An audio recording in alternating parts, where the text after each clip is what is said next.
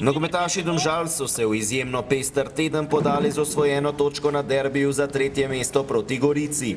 Obračun z vrtnicami je bil jubilejni za Slobodana Vuka, ki je odigral 100. prvenstveno tekmo v dresu Domžal. Rekel bi, da mogoče ne tudi tako zelo hiter, ker vemo, da sem imel kar pogosto probleme s poškodbami.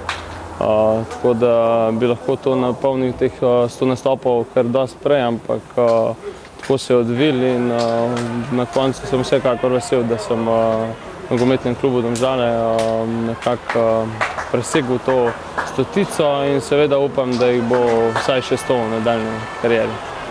Medtem ko je 26-letni napadalec že stalnica ob Kamniški Bistrici, je v sredo novi član rumene družine postal izjemno perspektivni trener Simon Rožman. 32-letni strokovnjak, ki je bil lani s Celjem državni podprvak in finalist slovenskega pokala, bo opravljal delo strokovnega koordinatorja. Simon Rožman bo tako prevzel strokovno vodenje in nadzor dela v mladinskem nogometnem centru, po svojih najboljših močeh pa bo pomagal tudi pri strokovnem delu članske ekipe. Zelo pomemben vidik bo tudi individualno delo z našimi mladimi nogometaši, tako na nogometnem področju, kot tudi na vseh ostalih. Gre za najboljšo nogometno šolo v državi in nekako z mojo pomočjo in normalno vseh obstoječih sodelavcev bomo poskušali mogoče iz vsega tega dobiti še večji izplen. Normalno je, da je naš glavni cilj izplen, pomeni, da te mlade igralce nekako usposobimo za, konkurenčnost takoj že v štartu za člansko ekipo. Naša želja in motiv je ta, da zadevo poenotimo, pomeni od članske, se pravi z šefom stroke, nekako da zadevo od članske piramidno, spustimo zadevo navzdol, da bojo, ti prehodi igralcev lažji in, totalno strokovno obdelani.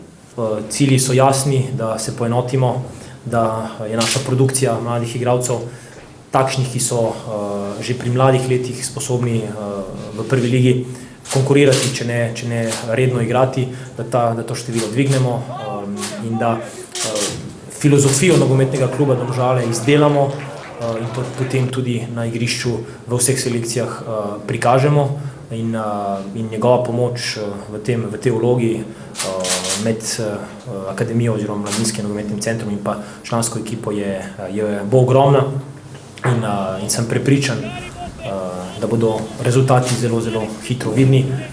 Hkrati pa tudi vesel, da v samem delu članske ekipe imamo dodatno pomoč, dodatno mnenje in tukaj bomo tudi mi ogromno pridobili, tako da res sem neizmerno vesel, da se nam je sinoč pridobili. Znanje novega člana rumenih bodo nogometaši poizkušali unovčiti že v petek, ko gostujejo v Zavrču.